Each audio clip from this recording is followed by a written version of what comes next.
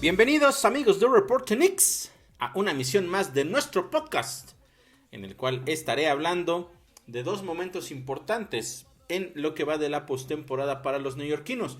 Pues esta semana terminó la primera ronda con una victoria por parte de los neoyorquinos. Les quedaba un solo partido por jugar, o mejor dicho, un solo partido por ganar para poder avanzar a la segunda ronda, situación que se dio en el partido en contra de los Cavaliers, y posteriormente ayer comenzó la primera fue el primer partido de la segunda ronda en contra del Heat, con situaciones muy importantes a analizar en cada uno de los partidos, en específico en el inicio, en el arranque de esta serie en contra de Miami, porque hubo muchos aspectos que terminaron afectando a los neoyorquinos, pero vamos a ir poco a poco desmenuzando qué fue lo que sucedió. Vamos parte por parte, porque como ya les mencionaba, los Knicks iniciaban la semana a una victoria de poder avanzar a la segunda ronda por primera vez en 10 años, recordando que la última vez que lo hicieron fue en la temporada 2013,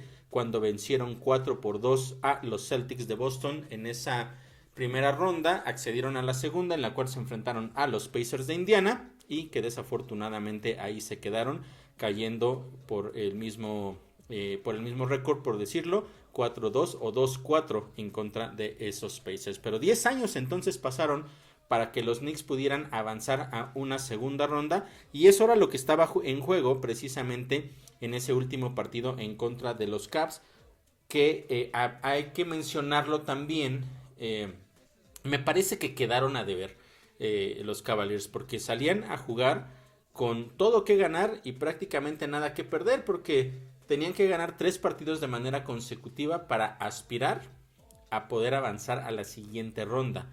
Y el primero de esos juegos era precisamente en su casa, por lo cual la verdad es que a mí me parecía que iba a ser un partido mucho más complicado, porque los Cavs, yo sentí que iban a salir con más hambre de ganar el partido, y fue algo que pues prácticamente no sucedió. Los Knicks tomaron el control del juego desde el primer periodo. En realidad nunca en todo el partido estuvieron abajo.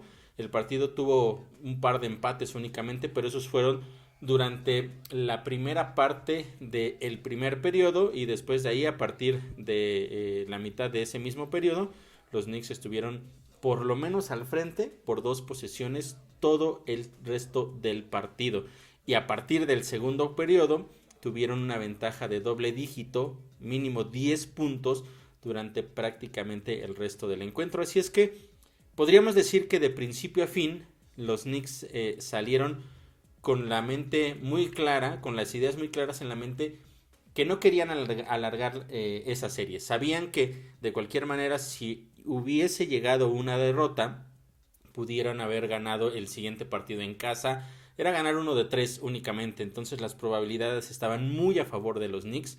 Pero de cualquier manera me parece que hicieron lo correcto, que fue salir a definirlo todo desde ese partido en Cleveland, y aprovechando esta situación en donde, insisto, me parece que Cleveland quedó un poco a deber en intensidad, en ganas, porque a veces podemos hablar de que los tiros no caen o que las decisiones no son correctas. Me parece que eso es parte del juego, pero la otra parte en la cual no se ve al equipo con toda la misma intensidad que tuvieron en otros de los encuentros en esa misma serie, en específico, por ejemplo, en el juego 2, que salieron a comerse completamente a los Knicks. Eso era más o menos lo que yo esperaba que viéramos en ese encuentro. Afortunadamente no fue así, y fue un partido bastante tranquilo, por decirlo de alguna manera, para los Knicks, que no volvieron a tener ninguna complicación con este equipo. Y eso también se reflejó, por supuesto, en la parte estadística que hemos hablado a lo largo de los últimos podcasts, en la parte de los rebotes, que fue una situación importante. Los Knicks ganaron la batalla 48-30.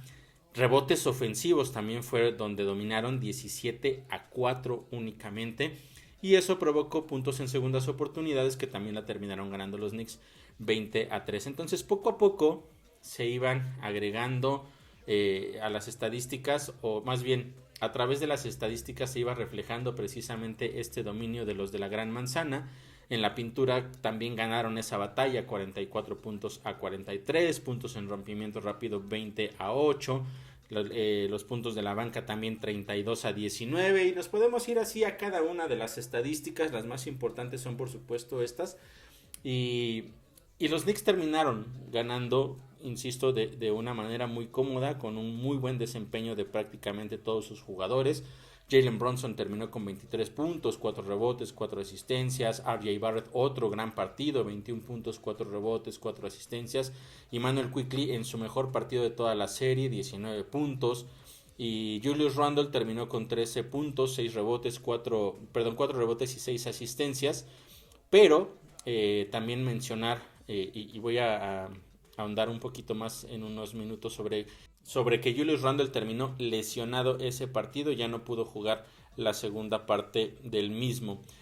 Mitchell Robinson, una actuación en verdad extraordinaria por parte de Mitch, 13 puntos, 18 rebotes, 11 de ellos fueron rebotes ofensivos, algo realmente impresionante.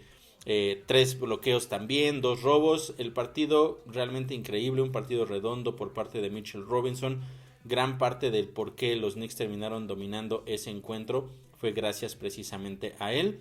Y Obi Toppin respondió precisamente a la ausencia de Julius Randle y tuvo 12 puntos en ese partido, en aproximadamente 26 minutos que tuvo de juego. La verdad es que viéndolo desde cualquier perspectiva, desde cualquier punto de vista, este fue un partido inclinado completamente hacia los de la Gran Manzana, con un muy buen desempeño de prácticamente cada uno de los jugadores que estuvieron sobre la duela, y no hubo más. Ahí se terminó entonces la serie. Los Knicks hicieron lo que tenían que hacer. Me parece que reaccionaron muy bien a ese momento crítico cuando les ganan ese partido 2 por una verdadera paliza. El aspecto anímico, supieron sobreponerse a esa situación. Terminaron ganando también por paliza el juego 3 y después ya prácticamente dominaron el resto de la serie. Los Knicks lo hicieron bastante bien. Había, como yo les mencionaba, ciertos momentos en los partidos en los que se notaban muchas dudas. La selección de tiros a veces no era la adecuada, la energía que se ponía dentro del partido a veces tampoco era la adecuada. Las pérdidas de balón pudieron haber llegado a ser también un problema en varios momentos de cada uno de los partidos, y quizá haber afectado en el resultado de la serie, pero al final los Knicks en los momentos claves, en los momentos importantes, supieron hacer las jugadas, excepción, insisto, de ese juego 2. Fuera de todo eso, la verdad es que a pesar de los detalles que se tenían que ajustar, pues la verdad es que en general fue una muy buena serie para los neoyorquinos, que la terminan entonces ganando, avanzando a la segunda ronda, como ya lo había mencionado, y por primera vez en 10 años.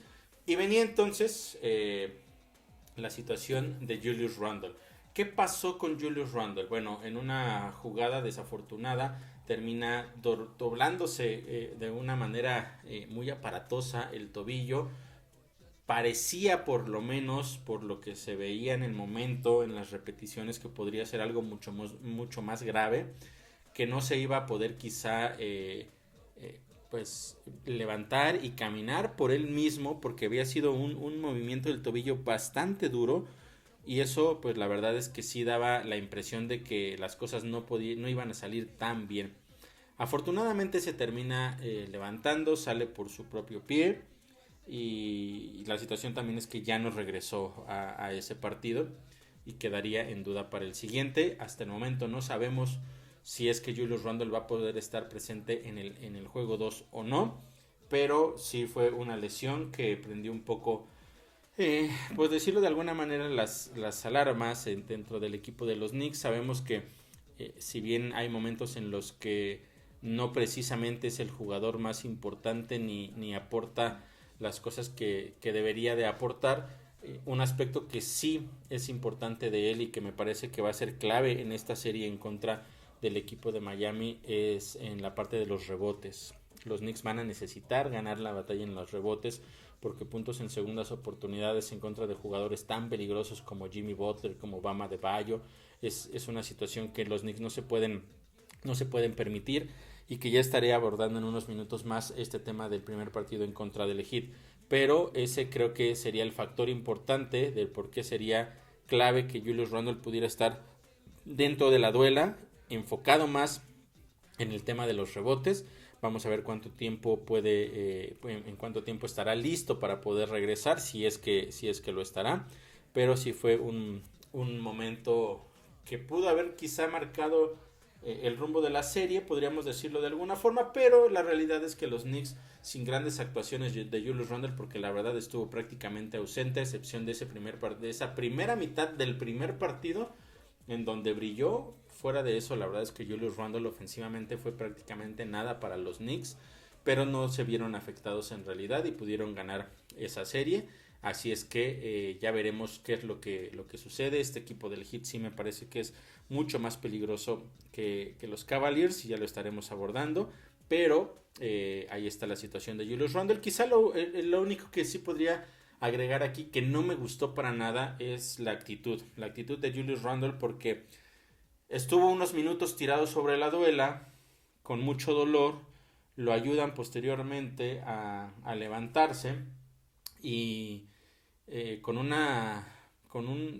podría decirlo? Con un gesto, con un movimiento un poco grosero, déspota, como que con los brazos aleja a sus compañeros, a los que lo estaban ayudando ahí para poderlo levantar y quizá apoyarlo para llegar hasta la banca de una manera así un poco grosera, como que les dice así como quítense, no me estén tocando, yo puedo hacerlo solo. Y esa actitud es una de las cosas que yo insisto no me agradan de Julius Randle. Me parece que es un jugador con poca humildad, que muchas veces no se da cuenta que es ofensivo para sus propios compañeros. Son de esos pequeños detalles que no termino yo de aceptar, porque no me parece que sea lo correcto, porque al final no están llegando a hacerle nada malo, simple y sencillamente lo están apoyando. Y está bien si tú no quieres que te apoyen, porque a lo mejor quieres también mandar un mensaje a todo el mundo de que estás bien y que no va a pasar absolutamente nada. Eso está perfecto, pero no es la manera de hacerlo. Y ese es otro de los aspectos, insisto, que a lo largo de todo este tiempo yo les he comentado acerca de ese carácter de Julius Randle, que es otro más de los aspectos que me parece que lo hacen un jugador que no aporta mucho en muchísimas ocasiones a los Knicks, y este es uno de los aspectos también por los cuales lo he comentado. Pero bueno, finalmente entonces se venía el primer juego de la serie contra un Heat que también cabe mencionar eliminó a los Bucks de Milwaukee. Era un partido o una serie, mejor dicho, en la cual este equipo de Miami salía como la víctima, y en realidad les terminaron pasando por encima. El dominio que tuvo esta escuadra de Miami en contra de los Bucks fue realmente impresionante, guiados por supuesto de un Jimmy Butler que está en modo de verdad insoportable, imparable. Jimmy Butler está jugando a nivel superestrella y es el jugador más peligroso sin lugar a dudas que tiene en este momento esta escuadra de Miami, y es el motivo por el cual están ya en esta instancia de la segunda ronda en contra de los Knicks. Pero bueno, hablemos un poco de todo lo que existe alrededor de esta serie, de esta rivalidad que tiene ya muchísimos años. Es la sexta ocasión que se enfrentan en playoffs. De las 5 anteriores, los Knicks ganaron 3, el Heat ganó 2. Empezando por la serie semifinal de 1997, en donde el Heat gana esa serie 4-3. Un año después, en el 98, en primera ronda, los Knicks ganan esa serie 3-2. Un año después, en el 99, de igual manera, en primera ronda, se dio aquel partido o aquella serie donde los Knicks también la ganan 3-2. En ese último duelo en Miami como visitantes, siendo los Knicks el último o el equipo 8 en contra del número 1 que era el Heat, y los Knicks lo terminaron ganando con ese extraordinario tiro de Allan Houston, y que eso convertía a los Knicks en apenas el segundo equipo en toda la historia de la NBA, sembrado 8, que vence a un sembrado número 1. Recordemos que fue que la primera ocasión fueron los Nuggets cuando eliminaron a los Supersonics de Seattle, en esa imagen icónica de la NBA con Dikembe Mutombo tirado sobre la duela de Seattle y sujetando el balón, una de las imágenes más representativas en la historia de la liga sin lugar a dudas. Y bueno, los Knicks eran el primero en la historia en la Conferencia del Este, pero sí el segundo en la historia de la NBA que conseguía eso. Posteriormente llegaron hasta las finales de la NBA. Y un año después, de nueva cuenta, ahora en semifinales, los Knicks se los enfrentaron y les ganaron 4-3 aquí. Podemos ver claramente cómo la tendencia en general ha sido que los duelos entre estos dos equipos se han alargado a lo máximo. El primero fueron los 7 juegos, después 5 y otra vez en el 2000 fueron los 7 juegos completos. Entonces, en años consecutivos, 97, 98, 99 y 2000. Después de ahí, después del 2000, sabemos todo lo que sucedió con los Knicks, la historia de la caída del equipo, una baja de juego impresionante, dejaron de ser uno de los equipos contendientes y volvieron a enfrentar al Heat hasta la temporada 2012 en primera ronda con realidades completamente diferentes. Ese equipo del Heat terminaría llegando a las finales de la NBA y en esa primera ronda le ganaron a los Knicks 4-1. Esa fue la historia, o esa es la historia de los enfrentamientos en playoffs entre estas dos escuadras. Pero más allá de todo eso, o más bien, dentro de todo eso, tenemos que recordar situaciones muy importantes que han ocurrido con estos dos equipos. Podemos ver las peleas, que no me refiero a batallas deportivas, sino literalmente las peleas entre Alonzo Mourning y Patrick Ewing. También muchas veces ahí involucrado Dan Majerle,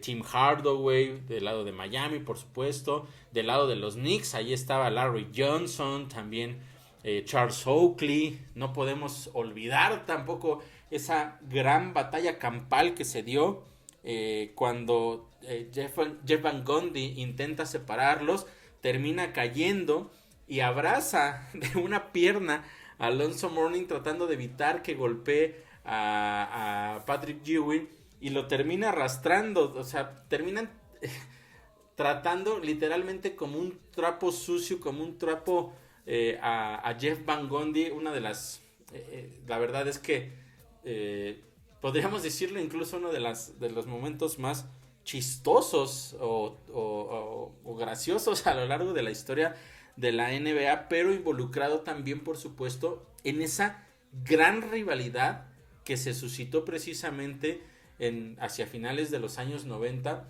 en contra de esta escuadra de los del Heat, perdón. Y vaya, o sea, lo estoy platicando ahorita y me vienen justamente tantos recuerdos a la cabeza de todo eso que sucedió. Si alguno de ustedes por alguna razón no conoce esta parte de la historia, no la vieron, busquen ahí en internet las batallas campales entre el Heat y los Knicks y de verdad que se van a dar cuenta de cómo se vivía. No porque esté bien o porque, bueno, de hecho sí, no está bien que haya sucedido todo eso, pero te habla de la clase de rivalidad que existía entre estos dos equipos. Y eso podríamos decirlo que se ha venido renovando en estos últimos años, porque la realidad es que durante toda esa etapa de los Knicks, donde pues prácticamente no eran nada en la liga, pues no podíamos hablar de que los duelos eran parejos ni nada, ¿no? Sino hacia los últimos 3 años aproximadamente, poco a poco esta rivalidad se ha ido renovando. Y precisamente en este momento y en específico en esta temporada me parece que ha llegado de nueva cuenta a un punto muy alto, no en el aspecto de llegar seguramente a los golpes como sucedía antes, pero sí en un aspecto de batallas literales dentro de la duela, contactos importantes, donde va a ser una serie seguramente muy física. Lo fue el primer juego, pero también el aspecto anímico, el aspecto también de las actitudes de cada uno de los jugadores. Recordemos, por ejemplo, esa imagen también de Jimmy Butler burlándose de Julius Randle con un gesto así como de, ay, pobre niño está llorando. O sea, han sido cosas interesantes también en esta temporada. Insisto, no llegar a los golpes, pero sí que han calentado de nueva cuenta esta rivalidad. Y precisamente, ya entrando a lo que sucedió esta temporada, los Knicks ganaron esa serie en contra del Heat 3-1. Los dos primeros juegos con diferencia apenas de 2 puntos. Ese es un aspecto muy importante porque sí, los Knicks ganan la serie, pero también la forma en la que la ganan fue un poco dramática. El primer juego en el Madison Square Garden con ese último tiro de Tyler Hero que les pudo haber dado el triunfo, afortunadamente para los neoyorquinos termina fallando, quedan entonces ellos con la victoria. El segundo partido fue en Miami, en donde los Knicks iban dominando. En la segunda mitad el Heat implantó una defensa de presión de la cual pues prácticamente ahogó por completo a los neoyorquinos y terminaron cerrando ese partido. Estaban al frente con menos de 30 segundos por jugar. En la última jugada de los Knicks, Julius Randle estuvo a punto de perder en 2 ocasiones el balón. Termina disparando desesperadamente, en realidad, yo insisto, lo platiqué en su momento, un tiro desesperado que cayó finalmente, le dio la ventaja de 2 puntos a los Knicks. Todavía quedaban un segundo prácticamente para que acabara el partido. Intenta Miami conseguir la canasta, pero desde el momento en que intentan meter la bola, la intercepta Mitchell Robinson y con eso se terminó el partido. Otro partido dramático, 2 partidos dramáticos entonces de manera consecutiva en contra de este equipo del Heat, en donde en realidad el partido pudo ser para cualquiera de los dos equipos.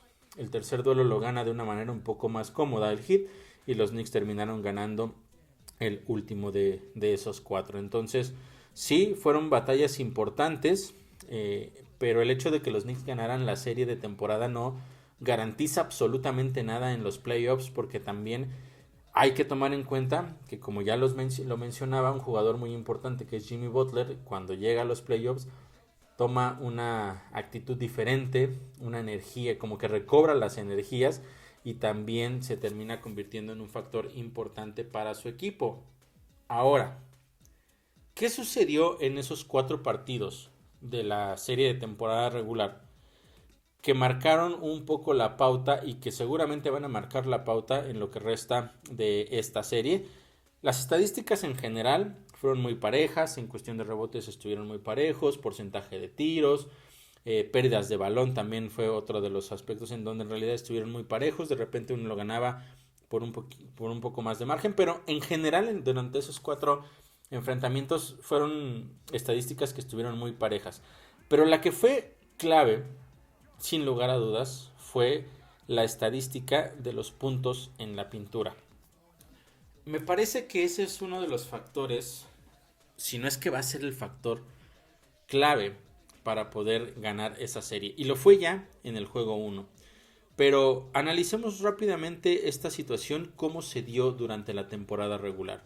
En el juego 1, los Knicks terminan ganando ampliamente esa batalla en la pintura, 52 puntos a 36. Y ustedes se preguntarán, bueno, si ganaron cómodamente los puntos en la pintura, ¿por qué terminan ganando el encuentro solamente por 2?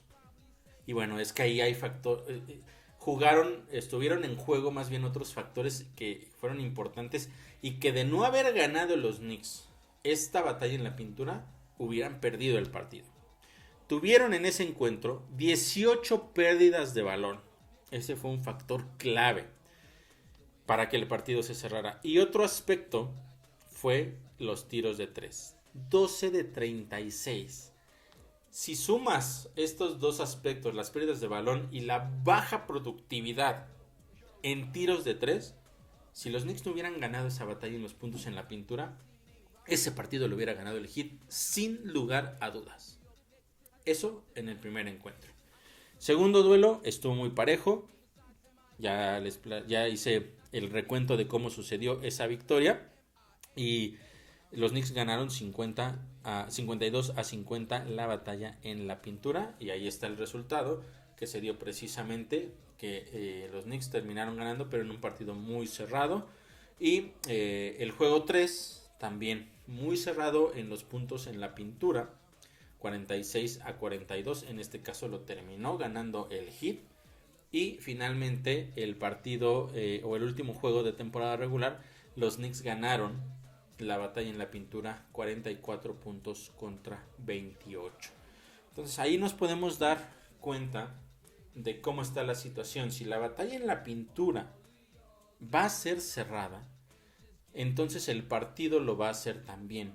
Cuando alguno de estos dos equipos pueda inclinar la balanza en ese ámbito, ellos van a tener la ventaja para poder ganar esta serie.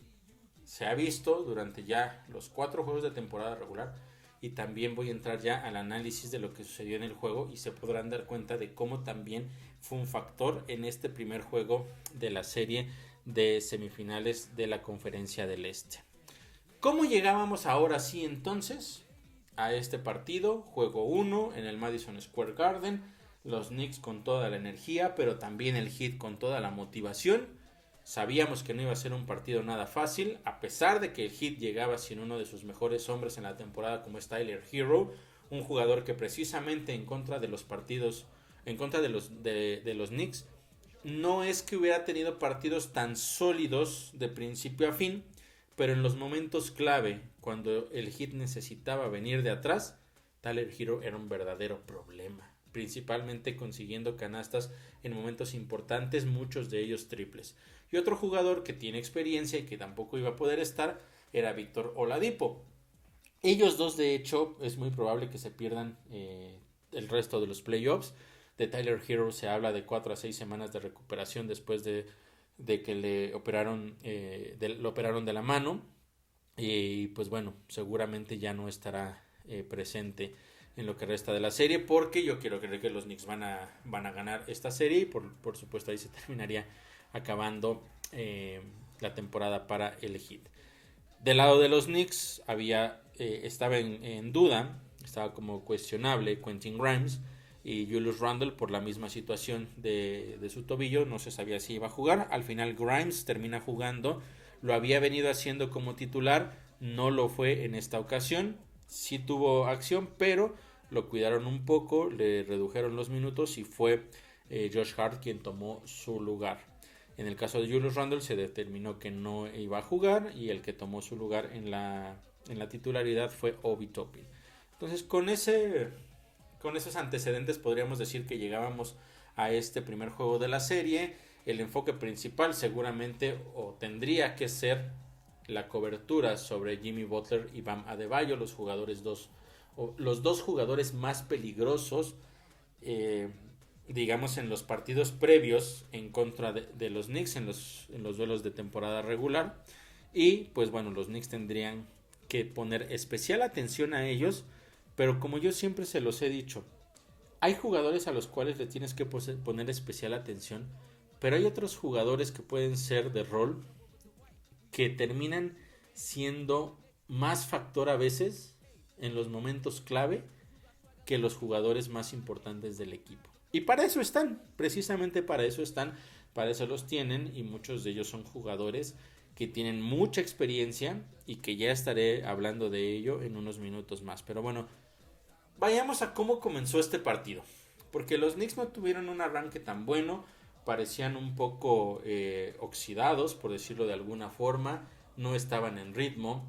El Heat aprovechó para irse al frente rápidamente en el marcador y poco a poco los Knicks tuvieron que venir de atrás. Afortunadamente lograron hacerlo, tomaron el control del partido a mediados del primer periodo y prácticamente a partir de ese momento tuvieron un largo tiempo en donde estuvieron bajo control sin ningún problema. En el segundo periodo llegaron incluso a tener una ventaja de 12 puntos cuando ahí parecía que todo iba a ir bastante bien. Y aquí viene uno de los aspectos importantes. Bueno, primero el tema de qué sucedió después de esa ventaja de 12 puntos de los Knicks. Les decía, fue aproximadamente a mediados de ese segundo periodo cuando alcanzaron esta ventaja máxima de 12 puntos, pero a partir de ahí el Heat tuvo un mejor cierre de la primera mitad. Terminó ganando esos últimos 6 minutos aproximadamente por 20-13, y con lo cual lograron recortar esa ventaja que fue de hasta 12 puntos, y al medio tiempo se fueron con una desventaja solamente de 5 puntos. Desde ahí las cosas se veían complicadas para los Knicks, porque se empezó a ver que ya no estaban siendo tan efectivos y estaban tomando malas decisiones, y a la defensiva no estaban haciendo los ajustes necesarios, no estaban llegando a las asignaciones, no estaban llegando a los apoyos, y eso permitió precisamente que el Heat comenzara también a tomar ventaja y a reducir esa diferencia que tenían. Vamos justamente a uno de los puntos claves, y es que, como yo les comentaba hace unos minutos, el tema de la batalla de los puntos en la pintura iba a ser un aspecto muy importante. Los Knicks terminaron esa primera mitad ganando 55 puntos a 50. De esos 55 puntos de los Knicks, 40 puntos vinieron simple y sencillamente de puntos en la pintura. 40 de 55. Eso te hablaba porque los Knicks llegaron a tener un dominio tan amplio, tan tranquilo en contra de este equipo del Heat durante prácticamente todo la primera mitad, a partir de la mitad del primer periodo y ya hasta la mitad del segundo periodo.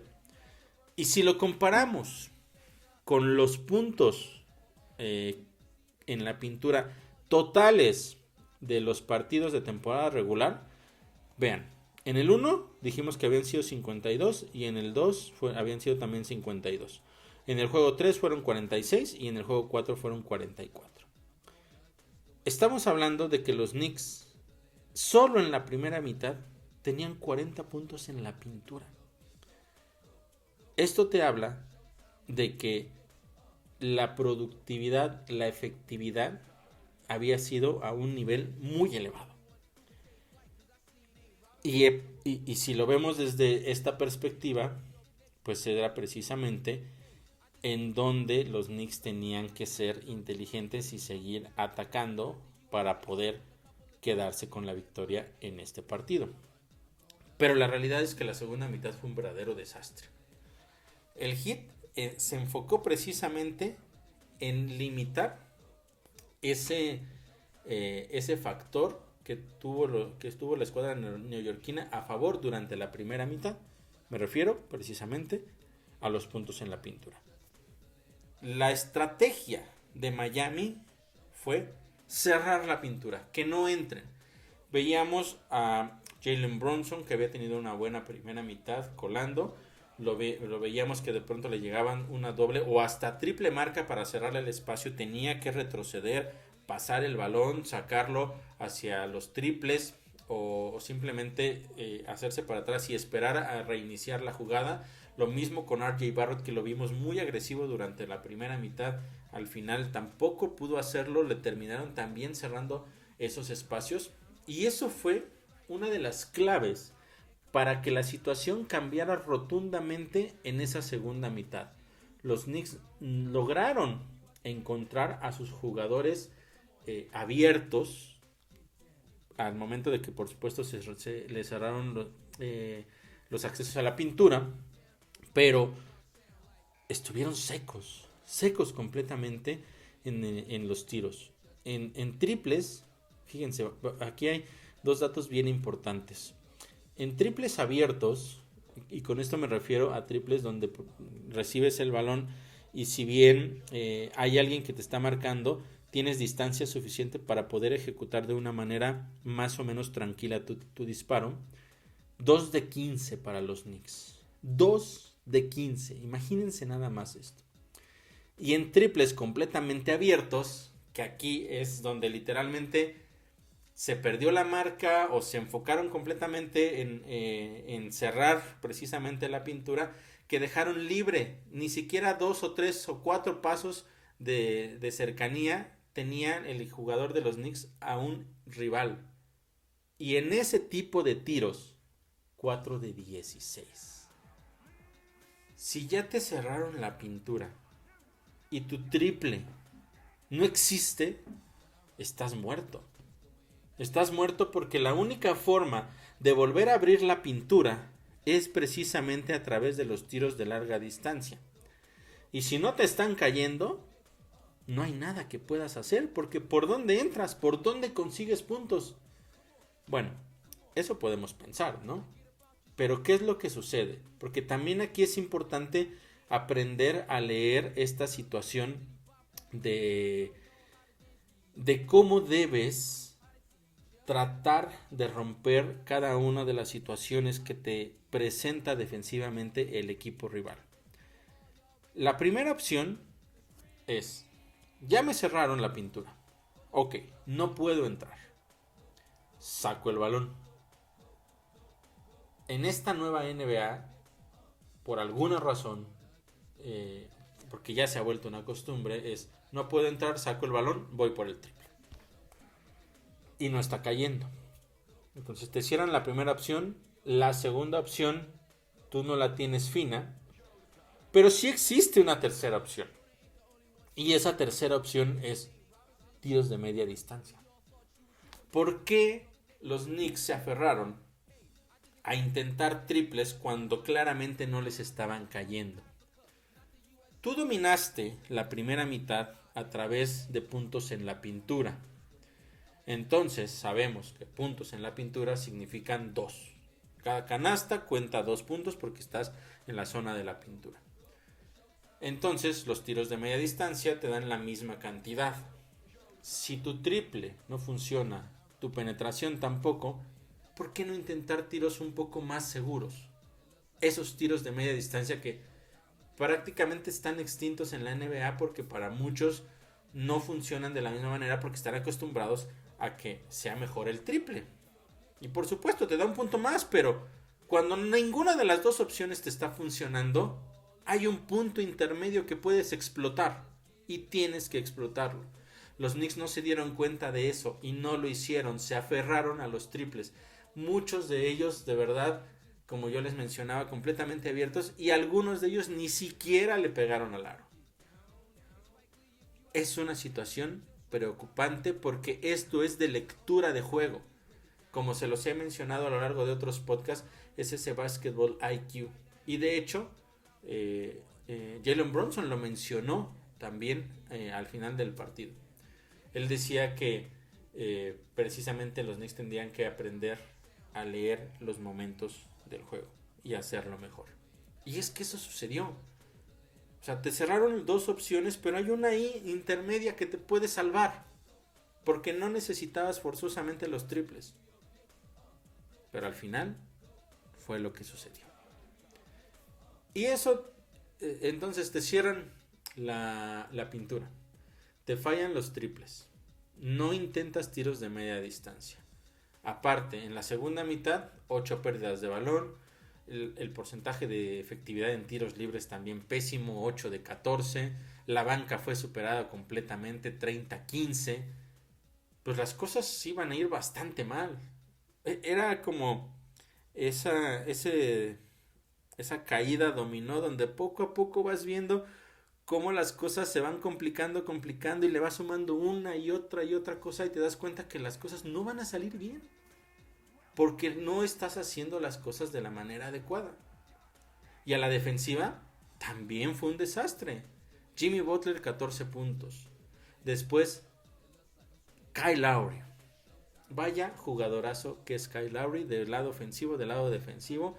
Yo creo que este fue un momento en el cual creo que los Knicks no creyeron que Kyle Lowry fuera a ser tan importante en este partido. Porque ya es veterano, porque a lo mejor no ha sido de los o no recibió muchos minutos durante los primeros 4 partidos de temporada regular, donde quizá tampoco fue factor en esos encuentros. Pero en los momentos clave, la experiencia que tiene Kyle Lowry, no olvidemos que ya fue campeón de la NBA con los Raptors. La experiencia de Kyle Lowry puede superar muchas de las cosas que los Knicks estaban esperando, o mejor dicho, que no estaban esperando que sucedieran. Fueron 12 puntos, pero también su actuación en los momentos en que consiguió las canastas, a la defensiva tuvo varios robos de balón. Fue un factor, podríamos decir que fue el factor X en este partido del por qué lo termina ganando el Heat. Pero podría ser más bien uno entre muchos. Pero sí, fue un jugador importante. Adebayo 10 puntos. Kevin Love. O sea, yo de verdad no entiendo hasta cuándo los Knicks van a comprender que Kevin Love es un jugador que no te va a meter 50, 30, 20 puntos tal vez. Que no te va a bajar 10, 15 rebotes. Que no va a jugar más de 20 minutos. Pero cuando está sobre la duela, es un jugador muy peligroso. Porque te puede conseguir triples. Porque también es un jugador que tiene una visión de duela realmente espectacular. Y los Knicks por alguna razón que sigo sin entender desde la temporada pasada, se olvidan de él. Se olvidan de que es un jugador peligroso. Yo no sé, insisto, si porque ellos piensan que ya no es el jugador de hace 10 años. Pero Kevin Love siempre es un jugador que puede hacer que las cosas cambien, que el momento del partido cambie. Puede ser ese jugador que encienda la chispa. Puede ser ese jugador que corte esa racha positiva de un equipo. Y lo fue en este partido. Consiguió puntos claves en la segunda mitad y también consiguió esas asistencias con esos pases largos que parecían literalmente de touchdown. Yo no sé los Knicks qué estaban pensando. Estaban en ese momento en el cual los tiros no les caían, pero tampoco conseguían los rebotes y todavía no se enfocaban defensivamente y no se daban cuenta de que venía el rompimiento rápido en donde Jimmy Butler estaba solo del otro lado y con pases perfectos de Kevin Love terminaban en puntos. Ese tipo de detalles son pequeñas cosas que pueden hacer toda la diferencia en un partido. Los triples por parte de Strus y de Vincent. Los Knicks, yo no sé si dijeron, bueno, no está Tyler Hero, no va a pasar nada, hay que enfocarnos en Jimmy Butler, que Jimmy Butler nos gane. Pero este equipo del Heat tiene varios jugadores de reparto que saben hacerlo bastante bien. Strus y Vincent son jugadores que durante los 4 partidos de la temporada regular en contra de los Knicks tuvieron aportaciones importantes. No terminaron ganando en la mayoría, pero por momentos fueron los jugadores que hicieron que esos partidos se apretaran. Y los Knicks parece que se olvidaron entonces de Lowry, se olvidaron de Love, se olvidaron de Strus, se olvidaron de Vincent. Te olvidas de 4 jugadores. Te cierran la pintura. Fallas los libres, fallas los triples. Díganme si no es la receta para el desastre. Y solo estoy hablando de la segunda mitad. Solo de la segunda mitad. Porque los Knicks no fueron capaces de entender el momento del juego, de leerlo, de saber de qué manera podías hacer los ajustes para poder aspirar a la victoria. Y fíjense algo bien curioso. A pesar de todo eso, los Knicks en el último periodo llegaron a acercarse hasta 3 puntos en varias ocasiones. Una de esas ocasiones, con 3 puntos de diferencia, fue cuando vino esa lesión de Jimmy Butler, donde se termina torciendo el tobillo. También parecía que iba a ser algo mucho más grave. De hecho, se tuvo que pedir un tiempo fuera por lesión. Terminó saliendo, fue a la banca y por alguna razón tomaron la decisión de que podía regresar. Él tenía que ir a la línea de libres. Me parecía lógico que los terminara tirando, porque recuerden que si un jugador sale lesionado cuando tiene que ir a la línea y no ejecuta él los tiros libres, entonces en automático no puede regresar al partido.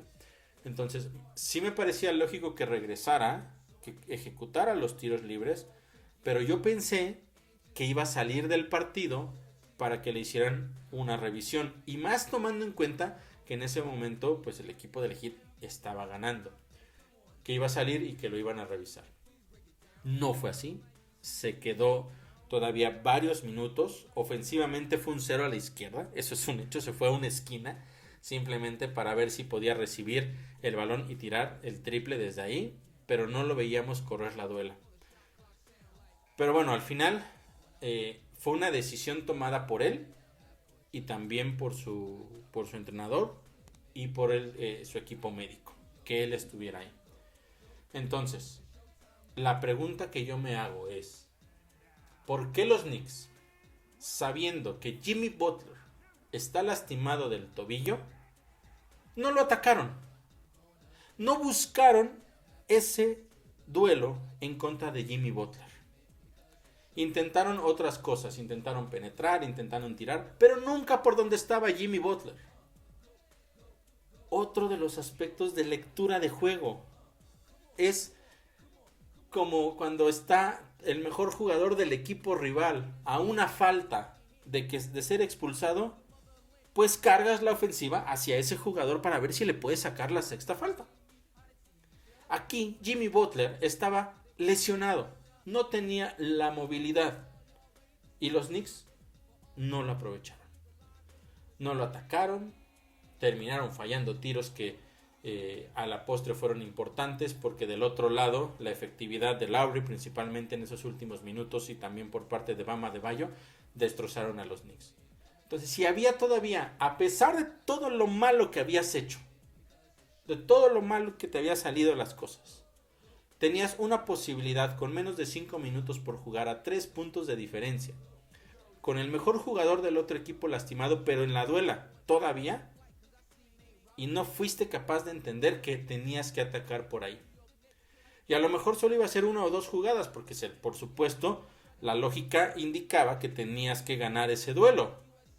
Y entonces el otro equipo lo que tendría que haber hecho era sacar a ese jugador. Pero tú habrías recuperado, o te habrías acercado y habrías recuperado un poco de confianza.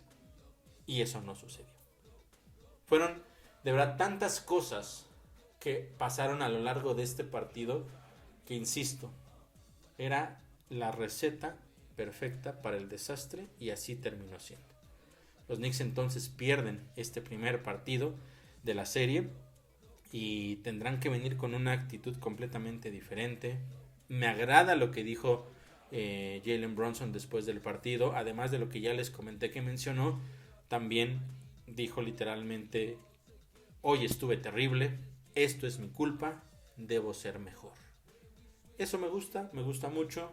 Yo lo he dicho desde antes, esta mentalidad de aceptar la responsabilidad por las cosas, que no todo fue su responsabilidad, hay que mencionarlo, pero saber que es el líder del equipo y que si alguien tiene que culparse es él.